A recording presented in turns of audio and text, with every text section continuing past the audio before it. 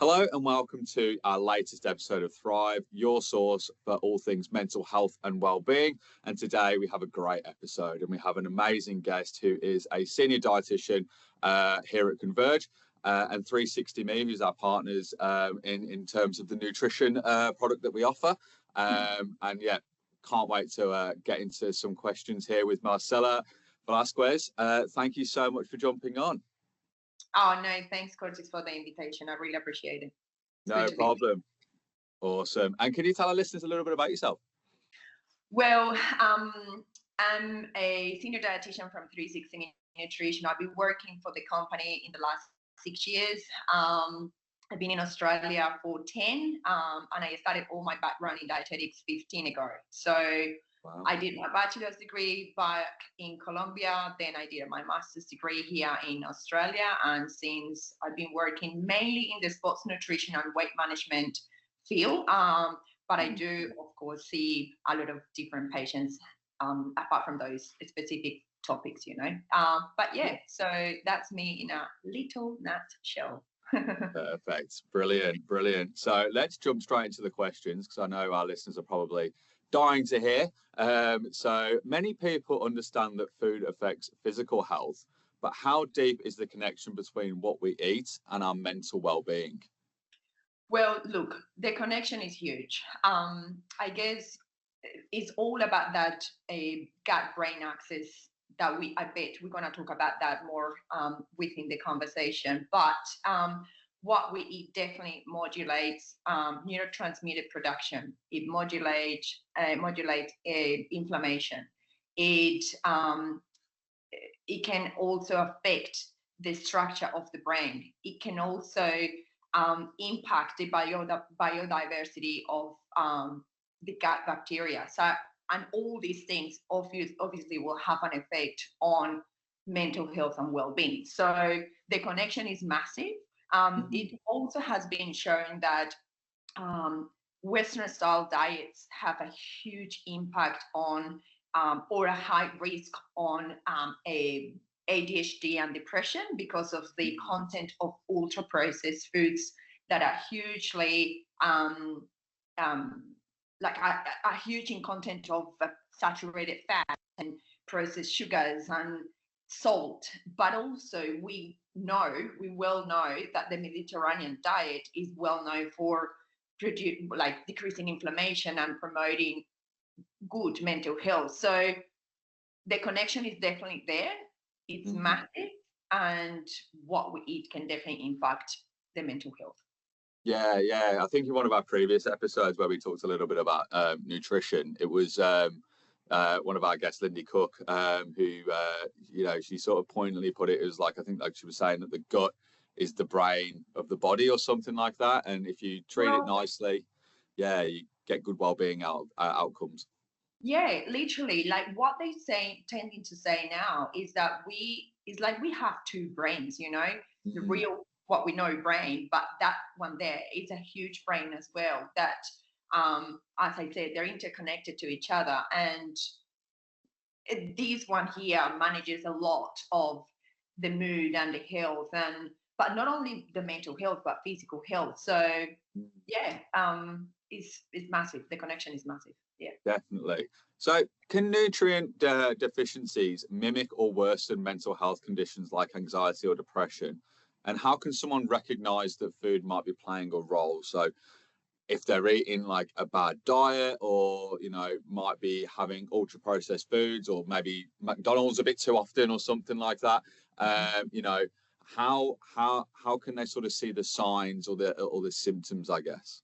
Well, I guess, look, definitely answering the first question, nutrient deficiencies can definitely mimic or even worsen mental health conditions, just because the effect of micronutrients, the relationship between micronutrients and the production of these neurotransmitters, for example, right? How can be recognized, I guess, is how you feel, I would say. Yeah. If the depression is getting worse, if the anxiety is getting worse, if the stress management is out of your hands, that perhaps is where we seek, I would say we should seek for help, medical help, and see if there is actually way more than just depression. Is it there underpinned there in blood tests that can show us, oh yeah, vitamin D is low, or B12 is low, or folate is low, and things like that, specific nutrients, iron, for example. So if we think about specific nutrients and how they can mimic or worsen that mental health situation, think about nutrients like, as I mentioned before, iron or B12 or B complex or folate or magnesium or vitamin D, zinc, omega-3. So they are all kind of related with energy levels, for example. So if they're low, you can feel quite lethargic, can actually mimic depression style. But if you're already depressed and they are low, well, it can make it even worse. The motivation will be less to go up, very specific relationship there. For example, if B12 and folate are highly related to serotonin production. Serotonin is highly related to mood. So if they are low, no much serotonin would be produced. So then your mood will definitely change, right? Yeah. Or if you think about an iron deficiency, then iron is highly related to hemoglobin and transport of oxygen to cells and brain. So if there is no oxygen, for sure, cells and brain will not work properly, you see? So and again, energy levels can be affected. Another one is having, again, omega-3 low. That is highly related with inflammation. So if omega-3 is low, high levels of inflammation happen. And if that is going on, then the gut won't produce as much neurotransmitters. That, again, is related to mood, relaxation, etc. So yes, nutrient deficiencies can definitely mimic or even worsen the condition of the mental health. And as I said before, answering the second question about how to identify that, is that if you really feel that that mental health is getting worse, out of control, zero management, that nothing seems to be working, well, let's check what else is in there, nutrition-wise, that can be potentially affecting your condition. Yeah, because I suppose when you think about it, it's one of those things, isn't it? Like if you're not putting good things into your body, and you can start feeling more lethargic, your mood can be a bit lower. One of the types of treatments that we always try and push is like a healthy diet, plenty of exercise, talk therapy, and all those sorts of things. It's all like sort of like a mental care plan, I guess. Like you need to do a lot, all these different things to make your mood better, make your well-being better, and enhance or even augment your well-being. So yeah, all of it really plays in, definitely.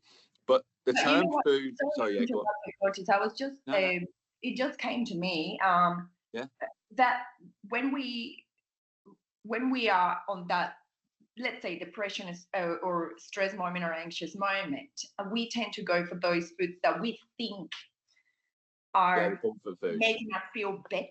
But sometimes those foods are takeaway foods. And you just worsen the situation. It's more ultra-processed food coming in, more information happening. So, yeah, definitely I agree with you. Exercise and healthy food are key here to maintain good mental health and physical well-being, that's for sure. Yeah, because I guess it spirals, doesn't it, when you think about it? It's sort of like, you might feel less energy, so then you don't want to, when you spent all day at work, you don't want to come home and cook a proper meal, which obviously we'll get into more of those sorts of stuff down the track, but it all plays into it, doesn't it? Like, those comfort foods are easy for a reason. So, but then obviously we'll get into it a bit later about, how we can sort of simplify those nice, those nutrients that are really good for you. We'll talk a little bit about that in a second, so keep listening, everyone. But I guess the term food and mood gets thrown around a lot. What's the science behind it, and what foods actually make a measurable difference to our mood? Well, I guess, as I already said, food definitely is related with these neurotransmitters production, right? And they have a huge impact on mood, relaxation, rewarding, and all this, right? But also food is related to inflammation. So depending on what food you go, you are producing more neurotransmitters or just increasing inflammation and making it worse. So if we go, I can give you examples of foods that can actually impact, that mental health. Please. So think about, for example, fatty fish. So things like tuna or salmon or trout or sardines. So they're huge in omega-3, which then means less inflammation. And again, if we have less inflammation, we are able to produce more neurotransmitters that are related with good mood, relaxation, and so on, right? Yeah. If we think about leafy green vegetables, they're huge on folate and magnesium sources, right? So folate is highly related physically in the production of serotonin, again, related with mood. And then magnesium is highly related with sleep and muscle relaxation and nervous system relaxation. So they can actually impact that good sleep hygiene and how you feel more relaxed in yourself. In terms of fermented foods, for example, so things like kefir or yogurts or sauerkraut or kombucha and things like that. So they can increase or impact the biodiversity again of the gut bacteria, and the better gut biodiversity we have, then the healthier the gut will be, and therefore better production of neurotransmitters. Then a very well-known one is blueberry. They seem to be the king of mental health kind of thing. Same as so they are high on antioxidants. Again, less inflammation, but also well-known dark chocolate, highly related with dopamine levels. So we feel more rewarded when we eat it, but also caffeine is not is nothing that we didn't know about that one. It definitely will help us with energy levels and be more like efficient, obviously in moderation, right? Yes. But yeah, so certain foods, like I mentioned, they definitely have a huge physical relationship with mental health. Yeah. No, I think that key point is what you just said as well, is moderation. Everything has a part to play, even though, and correct me if I'm wrong here, but I'm not a dietitian, so please correct me if I'm wrong. But if we look at the moderation and the diversity of our foods, that like even there is a place for fatty foods and there is a place for sort of carbohydrates and stuff like that. Equally, there's a place for sort of dairy and all those sorts of things. So it's, I don't know, I don't want to go out there saying like you need to cut this out, you need to cut this out. It's probably just like moderate and making sure that you're, the food pyramid comes to mind, to be honest, that you're following the right steps and giving your body everything that it needs. Literally, I agree with you. I tend to say to my patients, look, you will never hear from me as a dietitian, you cannot eat this, you cannot eat that. Darling, you can eat whatever you want, as long as is, again, how often they appear to your diet, how much you have of that, but also how then you contrast that with healthier versions of food in most of the days, and your exercise and your sleeping hygiene and mental health and all that. So yeah, moderation is, I guess, the key word here. Definitely.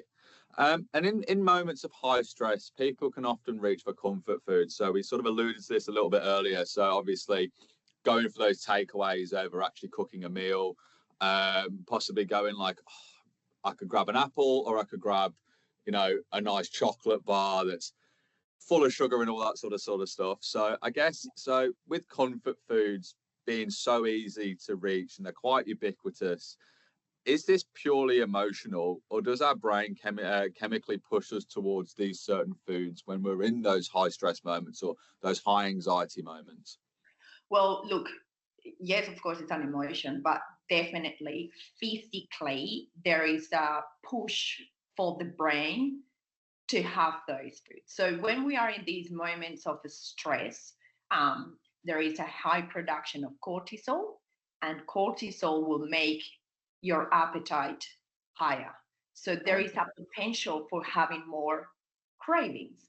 And then when the craving moment comes, that's when you start thinking on, oh, okay, what's that I know that the brain knows that will release quickly dopamine that will make you feel happier, right? And it's probably not a carrot stick, trust me, is chocolate, is chips, is ice cream, is, those foods that for sure you feel like rewarded. So that's the dopamine kicking in, right? Yeah. So definitely it's emotion, of course. We can't disregard that there is an emotion of stress, but also that emotion making you produce these hormones and neurotransmitters that for sure can impact the way of appetite, craving, and mood, and so the brain will always push for things that definitely it knows that is a quick release of dopamine. You'll be happy for a sec and you will calm down. Yeah. Is it sort of one of those ones where it's like, I don't want to make the connotation with drugs, but it's sort of the best thing that comes to my brain is just like you have that quick hit, you feel the effects, and then afterwards it sort of just goes back to how it was. Is it kind of that sort of, obviously it's quite hyperbolic, but that similar sort of thing where like you have a high stress moment, you reach for the chocolate or you reach for the chips or the ice cream or whatever, you then get that hit of dopamine, and then you might feel better for a second, but then long term, it's not really fixing the issue at hand, I guess. No, because then what I've seen with patients, for example, is yes, all right, you want that quick moment of happiness, so you reach for that chocolate bar, right? You have that rush of dopamine, you feel better, you feel happier, but within minutes, in a time, you'll feel stress again. That initial emotion will come back. So therefore, again, you want more and more and more. And then the issue would be, for example, with some patients that I've seen, is gaining weight. But that's also stressful. So that's just as noble, is more stress, more eating, more stress, more eating, and it's just making it worse and worse. And that is when it could potentially become a disordered eating or an eating disorder. So, and that's why when we say it's depending on how you control that mood, and what other strategies we can find to help it, that is not just based in food. All right. But because obviously there's the breathing exercises, there's just taking a moment of relaxation, a bit of meditation, just going for a walk, separating yourself from that situation. Activities, Curtis, and I know, again, I said this to my patients. In my case, I love knitting, right? And I know knitting after a while will help me feel that in that relaxation mode. But it takes longer for the brain to feel that relaxation than if I was to have just chocolate, right? It will be a very quick response. So that's why your brain will always push for that quick one, because it's easy. You're gonna get it in 1 sec. Whereas doing making a puzzle, like jigsaw puzzle or knitting or painting, it will take longer for the brain to get that reward. So most people won't choose those activities. Same with exercise. It's not that you start walking and straight away, boom, dopamine. You gotta get into it. So it's more effort to get it. But definitely the benefit, I think, would be better than just the quick fix, Yeah. So, I suppose there's I don't know, there's a bit of a saying I go by, and I say this to everyone, I think they're sick of it, but I always say short-term pain for long-term gain. So not going for the short-term gain for the long-term pain is obviously doing it the other way around and making sure that, yes, for a moment you might feel a bit highly stressed, but at the same time, the long-term gains of doing exercise or having healthier foods and controlling those and having it in moderation, obviously it might feel like a bit painful to start with, but then obviously long-term, there's a lot more benefit and reward. Yeah, 100%. I agree with you. Yeah. So as I said, it will take longer to get it, but the benefit would be in a bigger picture. So, yeah. Definitely, definitely. So how does gut health influence mental health? And is the word gut-brain axis more than just a well-being buzzword? It's definitely not a buzzword. Mm. So definitely there is a physical connection there. I like to explain that to my patients as this brain is connected to that brain through a tube, which is called the vagus nerve. So definitely there's a physical connection between the two. They talk to each other. They could be good friends, they could be bad friends, depending on how one is responding to the other one. And so it is for sure a physical connection. Is not just something that a boom that we're talking about. The gut actually, and how they then talk to each other is through these neurotransmitters and inflammation, kind of anti-inflammation nutrients. So the gut produces 90 to 95% of serotonin. That's what we've been told, or the research proves. So if there is inflammation in the gut for whatever reason, the food that you have it is not the correct one, it's high ultra processed foods, high inflammation, then again the gut might get inflamed, and then so no much serotonin production. Serotonin is highly related, as I said so many times already, to mood. So then this one gets stressed. They're starting to talk. But the other way around is this one gets stressed, and the response of this one is no, inflammation. Stop all this. What's going on? So they definitely talk to each other. Another thing, for example, one of the other neurotransmitters is called GABA, or the other one, dopamine, that we already talked about. So that reward, that calming sensation will be affected. And then for, again, inflammation, high levels of stress. Inflammation, less calming, less relaxation, highest anxiety levels. So yeah, for sure, physically they talk to each other. And as I said, depending on what you eat, they can be the best friends ever or the worst enemies. Yeah, I know what you're saying. Yeah, I suppose like an example wise is like if you're best friends, that like what you put in here obviously will help you feel better up here. So obviously if you are having that moderation and having those, like omega-3 and protein and the right sorts of nutrients, and you put them into your body, then obviously you can feel better up there. And I guess, which obviously I just want to sort of preface as well, it's not a right one size fits all, I guess, for everyone. Like it can be, you could probably have, you could possibly have the best diet in the world, but then you might still have depression and stuff like that. Is that correct? Yeah. Look, of course, yeah. It may happen. There are certain circumstances in life that will push you to those levels of depression or anxiety, or and it's not necessarily that you're eating bad. And so therefore there are other things in the body that will increase that inflammation, and then they start talking again, not necessarily from food. I've seen patients that have very healthy diets, but their mental health is pushed by external conditions, a big loss, or big stress circumstances at work, or it's bullying and things like that. So but they still have good diets. So I cannot imagine if they are having those mental issues with a healthy diet, what the mental well-being will be if they were having ultra processed food. You get what I mean? So I guess that healthy food is kind of protecting them to get worse. Bit of a shield. Condition. Exactly. So yeah. Yeah, definitely.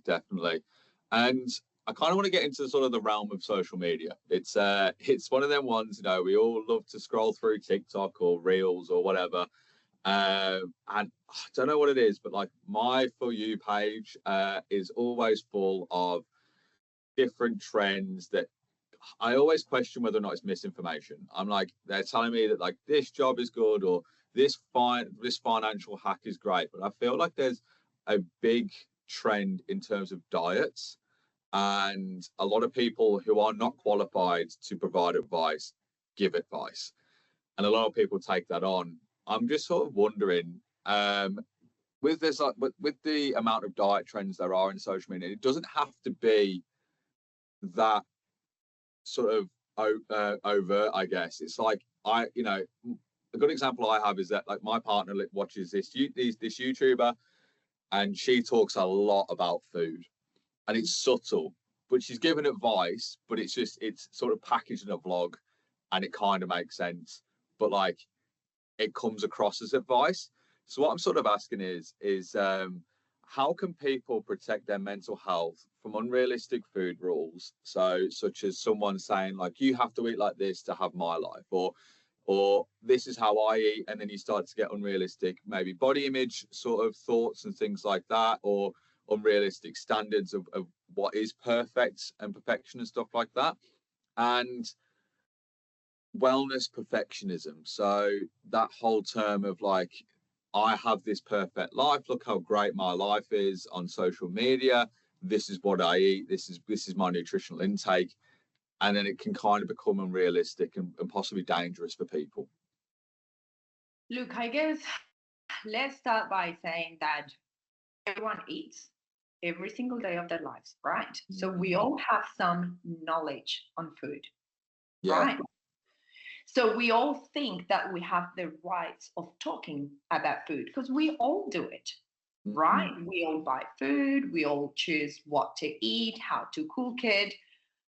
Anyway, so I have seen, of course, in Instagram, that's my perhaps social media one. I don't go much to Facebook or TikTok or the others, but Instagram. And you can see dietitians doing amazing jobs there, right? Good promotion of health, good videos of cooking and blah, blah, blah. But other people that they don't have a background even on health.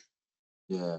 And they still give advice on supplements to eat or foods that you sometimes, and to be even honest, some health professionals give advice on diet.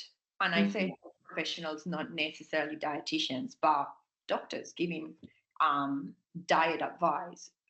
But diet advice that I don't know how much research they have in their background to actually say those things that they say, that sometimes as a dietitian you'd be like, goodness, that doesn't make sense to what we know is correct, right? So, but also then is that perfectionism and perfect diets that we should be following, and how you should look for this modern society. And so all these trends, all these diets, all this perfect world they describing has impact 100% mental health, self-esteem, even pushing people to eating disorders or disordered eating, So I guess the strategies then to how can I put a stop in there? You can watch it, but how you know if it's good or not? I would say if you really want advice on diet and what is good or not for you, definitely look at advice. 360 dietitians, come to us. Just ask people that actually have studied this. Dr. Google didn't go to university. I like to say that. So go to people that actually are specialized in food. That's dietitians. That's us. Okay.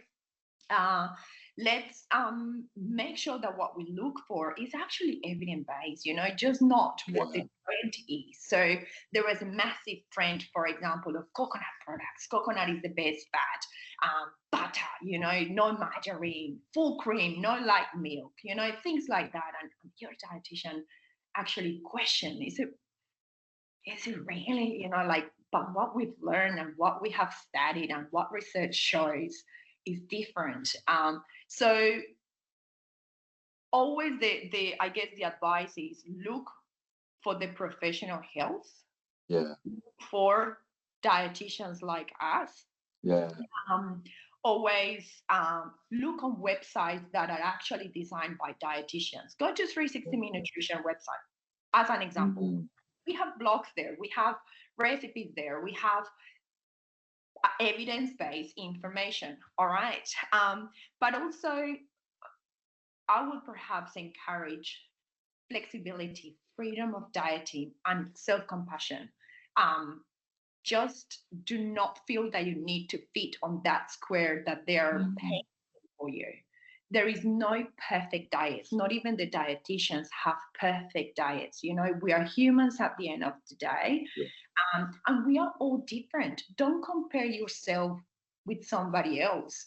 You see this model maybe in their 20s, you're in the 40s. Hormones are different, age is different, social economical status may be different, physical activity levels may be different, but most important, genes are different, medical history is different. So something that will help that model in their physical well-being may not suit you. So, and as you said before, there is no one size for everyone, you know.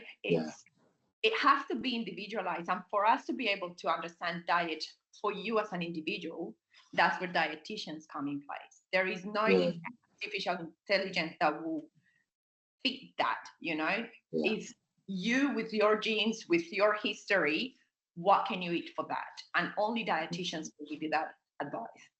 Oh, fair enough. Yeah, it makes a lot of sense, because I guess I always find this, like, recently, is it's quite confusing, like the landscape of food. You know, 1 minute we're told eat margarine, don't eat butter. Now it's like, don't eat margarine, eat butter. Bacon, and then people being like, you can't eat bacon, you can't eat bread. Or then it turns into the health star rating now makes no sense. And it's just a very confusing landscape where it's like, well, I look at that 5-star health rating, that makes sense to me, I put it in my basket. Now they're telling, now I see it on the news, don't trust the health star rating. So it's so confusing. So I guess that's a really key point, is talk to an expert who has the research, has the knowledge, and has the expertise to be able to give you clear-cut advice that works for you. Because, like you say, you know, it could be a very different situation for someone else compared to myself. You know, my brother may need a completely different diet and a completely different tailored plan to what I would need. You know, it differs per person. Yeah. And even if you're talking about specific foods confusion, no? But what about diets itself? Just Google the word diet and see how many diets will pop up. So many, So many. The Atkins, and you've got the keto, the paleo, the carnivore, low carb, you know, you name it. And then I do remember this boom of everyone keto diet. Let's go keto because of the weight loss, you know. But what about your cholesterol in the background? And keto will push high saturated fats in it, and you know it cannot be done for everyone. So again, that's when 360 meal dietitians like me come in place to say, you know what, okay, these are the many diets that are out there, but for your condition, for your age, for your moment in life, these perhaps is healthier options. So I always would say definitely go to an expert, go to a professional health person that works on that, because that's the other thing. With all respect to all my colleagues in the professional health content, do your job in your area. If you are an exercise physiologist, focus on exercise. I mean, you can give maybe general advice of diet. You know, we all know what in general advice is healthy: more fruit, more veggies, lean meat, all right? But don't give a specific diet to your client. You're not a dietitian, you're an exercise physiologist, right? It's like dietitian. Why would I give an exercise program to anyone? I don't know much about that. I mean, I do know that we all need to do cardio exercise and strength exercise and maybe half an hour each day, blah, blah, blah, but not a specific routines. You get what I mean? So let's put ourselves in our shoes. Just don't jump into other people's shoes. And just keep the general advice, that's for sure. We all promote exercise, we all promote healthy diet, no smoking, sleeping well, no alcohol, but the specific advice, leave it for that profession. All right. Yeah. And so again, for us as patients or clients, let's look for that specific advice. Do you need a specific advice on exercise and you want to improve your routine of exercise? Go to an exercise physiologist. You want to improve your diet and therefore what's happening in your health or mental health? Go to a dietitian and so on. Yeah, definitely looking for the professional advice specifically for what you need. Should be the because I think people are also sort of waking up a little bit more to it. Like I am, definitely, because I used to see these things and be like, oh, cool, I'll give that a try. But then what was the TV show? Was it Apple Cider Vinegar? Did you ever watch that one?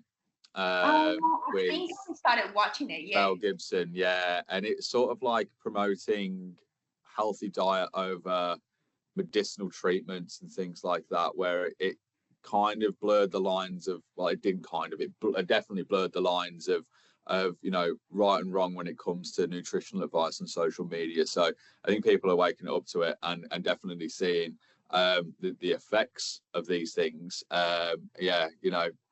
It's a hard road out there because there's plenty of good, but there's also plenty of bad. So like you said, do your research, speak to an expert. But I definitely want to jump a little bit back to the whole sort of emotional side of eating. And I just wanted to ask, it's sort of like, it's often painted as bad, like emotional eating is bad. It's sort of the way that it's shown, in the media, on social media, all that sort of stuff. Is there ever a time where it's healthy or a healthy coping mechanism? Right. So we don't like to rate things like good or bad, right? Mm-hmm.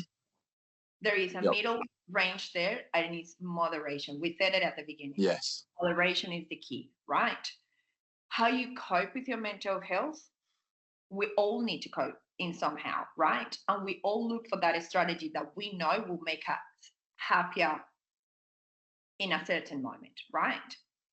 I guess the key here is, again, how often, how much, but what you use for that.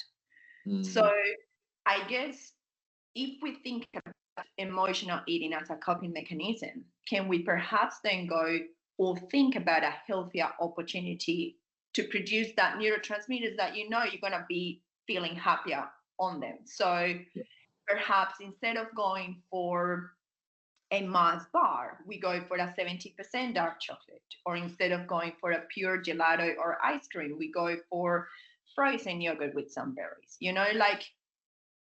but and again, if you were to go for the Mars bar, can you go for a smaller version of it? And how often are you finding yourself fixing that emotional moment every hour, every 2 hours? Or is it, once a week, you're quite stressed for the week and you went for that little bit of chocolate? Is it really the end of the world? Is it really bad? I don't think so. Again, I think it's moderation, frequency, and quality of what you're using to help that emotion to feel better at that particular moment. No, definitely. That makes a lot of sense. Definitely. And I suppose, can you sort of share some examples? I think you got into it a little bit there when you were talking about like swapping sounds, swapping the ice cream for frozen yogurt and berries, or swapping the chocolate bar for a carrot stick or something like that. Comfort foods are comfort foods because they taste good, and a lot of people love the taste. I'm not immune to this. I do love a hamburger, a cheeseburger, all that sort of stuff. And the ones that are super processed in different fats and things like that. What would your advice be for like a sort of swapping and the element in our brains where it's like, oh, it doesn't taste as good as this, or it doesn't do that? Like, what would your sort of advice be for, swapping those processed foods for something a bit healthier and sort of overcoming that sort of challenge where it's like, oh, it doesn't taste as good, I want the tastier option? Well, I guess that's the thing. So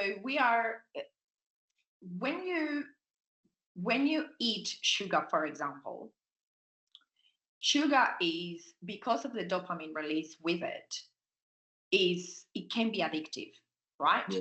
So when you eat sugar, you just want more sugar, right? And you won't find the pleasure on something like a yogurt or a dark chocolate. Because again, the release of the dopamine, what I was saying before, won't be as fast because it's not something that you really enjoy, right? Mm. But once you start slowing down the amount of sugar that you have, you will find the pleasure on those other things and you will find the sweetness of all other things. So I guess a key here is we need to start decreasing or working in the process of reducing those ultra processed foods to find the joy of those others that are not as processed and find that reward.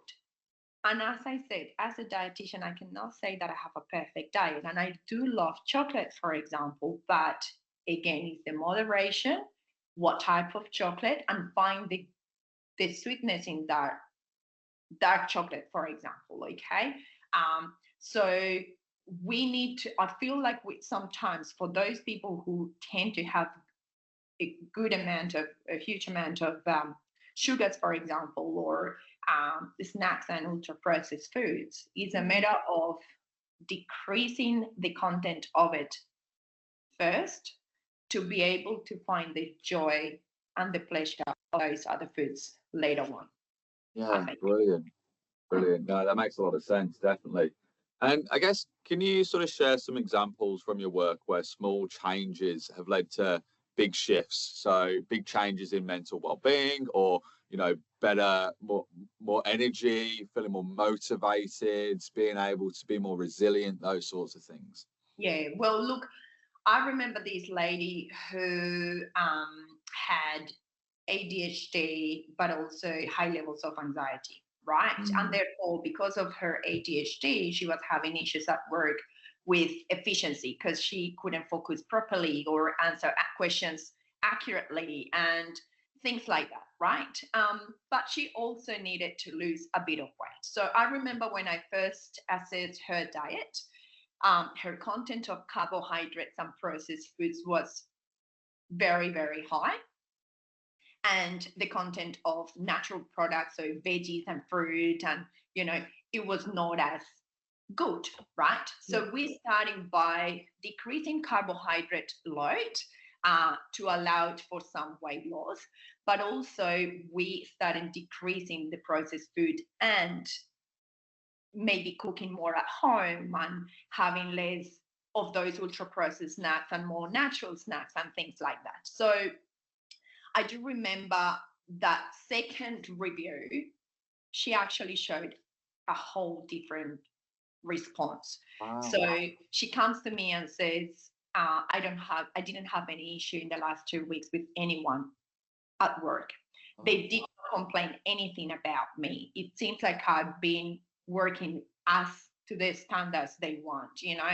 I feel more relaxed then because it seems like I'm doing well at what I need to do. So Mm. in a couple of weeks, she already felt the change. And as we progressed, it was even better and better. She was losing weight, feeling mentally better, and so on. So that was a successful one by little changes at a time, especially the carb load by ultra processed food. But also, I can give you an example of a patient. This was a young boy. And when I say young boy, a kid, a teenager, Yeah. again, ADHD, issues with bullying at school and issues with weight, issues with, because of the ADHD, again, concentration at school was poor. But also his diet was quite restrictive because of sensory issues. So he had what I call a white diet. So everything was just chicken or chicken nuggets and rice or pasta or bread. Yeah. No fruits, no veggies, no dairy, none of that, right? Yeah. And so because of the sensory situation, the change, I've been working with him for I would say probably 2-3 years already. Oh, wow. It's a very long process because of the Mm, situation. It's a different story if it was a person who would eat absolutely anything. yeah. But with him, it's been a very slow process of, again, decreasing these ultra processed foods to be able to start playing and introducing these new foods to him in terms Mm, of fruits and veggies. But at the moment, if I'm not wrong, I think we have about 5 veggies that he will eat and about 3 different fruits. That at the that's beginning huge. was Yeah. not. That's a huge change. And he's been with psychologists for all this time as well because of the situation at school and so on. And mom actually reports him to be like a happier and calmer Oh, kid wow. and performing better at school, performing like mentally feeling better with himself and coping better with the situation, this bullying situation at school actually has gone, that doesn't exist anymore. But also, as I said, performing academically better at Yeah. school. So, and it's just 5 and 3, like we didn't have Yeah. a huge change in that. Well, it's huge for him. In my eyes, Mm, we obviously improve more, but it's straight away by increasing these, decreasing ultra processed, but increasing healthier variety foods in there, mm. you can straight away see the impact on mental health and performance. So, yeah, again, we go back to the very beginning. What we eat definitely modulates how we Yeah. feel mentally and physically. Yeah. Yeah. Wow. No, there's some huge changes when you think about it. There's, you know, when you look at like the small steps, and we always push here at Converges is small wins equal over time big wins. Set yourself realistic small goals, and over time you're going to end up achieving that big goal that you're after. And I guess the other thing as well, Curtis, on that is, again, be compassionate to yourself, Yeah. and be gentle to yourself. Just take it at your own pace. Give yourself time. We're humans. Yeah. Some humans are like with superpowers that can change everything at once. But that's the very minority of humans. Yeah. Most of us will need to change one thing at a time. Yeah. And that thing can be as small for me as a dietitian, but it's a huge step for you. Yeah. So, and be proud of that change if you achieve it, um, actually congratulate yourself and keep pushing for the next one if possible. So Yeah. you can't just pretend that we're going to be again perfect because they said you need to be that perfect. No, you don't have to Mm. be perfect. But if you go to your own time, if you go to your own pace, be gentle to yourself, be kind to yourself. That's a word that I use a lot to the patients. Just practice kindness to yourself. It's okay. You may not be at the time that you can change that. But if you continue with like keeping those changes that you did in the past, that works. And I guess again, that's when dietitians can come to to our help. We can give you the tools to make that change, small change, but we can give you that tool. We can make it easier for yourselves. So yeah, small goals to get to the bigger picture. That's for sure. Yeah. And as I was saying before as well, when we think about then what do we change first? Yeah. What do I go? What's the first step to Mm. approach? If I'm having this amount of takeaway and they're saying I need to eat fruits and veggies and lean meats and all these, well, which one do I do first? Do I stop takeaway? Do I increase these? Well, I guess we need to improve first absorption to be able to absorb the good nutrients. So it's no point of having Yeah. tons of takeaway and then also adding goodies. Let's reduce these ultra processed foods Yeah. first to decrease inflammation and improve absorption. And then we start introducing these non-processed foods. So, but again, go to your own pace. And as a quick example, if you have, let's say, 5 out of 7 days of takeaway food, can we decrease it to maybe 2 or 3? And then the other days, Mm. maybe go for frozen meals that are more meat and veggie based, and Yeah. slowly we do those changes. So yeah, kindness is understanding that at that particular moment, maybe you're so busy in life, you have kids and you're the house CEO, I would call it, and but also you work full time, and also you have to take care of your parents, and then you have to cook for the family, and the easiest is takeaway. Okay, can we buy those frozen foods instead? So things like that that slowly will improve even the health and mental health, not of yourself, but the whole family, the whole cohort. So yeah, slowly but steady, we'll get there. That's for sure. Yeah. Definitely. Honestly, thank you so much, Marcela. That was such an insightful chat. Really, really appreciate it. And one of the great things about this podcast that I do love is that I can, spread awareness of these types of services and great people who are experts in what they do, like yourself, and help people along the way. And this is a time, I'm going to say shameless plug because it is a little bit, but trust me, it's definitely worth it. Is definitely check if Converge is your workplace wellbeing provider or your EAP, employee assistance program, because you can actually get access to people like Marcela, dietitians, nutritionists, mental health experts, free of charge through your employer. So definitely go and talk to your HR team, see if Converge is your wellbeing provider, and if we are, please get in touch. You can book an appointment through the website, or you can book an appointment through the Converge app. And get access to some of these amazing experts like Marcela, and definitely get your mental well-being journey back on track. Definitely with us. Can we I also say like to, no, definitely go for it. Sorry, I don't want it to feel shame, okay? And no one should be shame or judge. We're not here as dietitians to judge you. We're here to help and to make it easier for yourself. So there is no point at any point of the consult that you hopefully feel judged, because that's not our job. Our job is to help you and move on. There is no judgment, okay? Definitely. So no shame. We all have those moments, including the dietitian. It's just how we get moving forward, okay? And that's what we're here for. 100%. And it is also completely confidential too. So free, confidential, no judgment, no shame, with expert tips and tricks to help you proactively manage your well-being, or get your health and well-being back on track. So please go talk to your HR department and find out if Converge is your wellbeing partner. And we're always here for you anytime, anywhere. But that basically wraps up our latest episode of Thrive. Thank you again so much, Marcela. You've been such a wonderful guest, and there's a lot of great takeaways that our listeners and our viewers, can also get out of this episode. So, like, follow, subscribe, all of that good stuff. And we'll see you again next time for our 15th episode of Thrive. Excellent. Thank you, Curtis. Thank you. Thank you.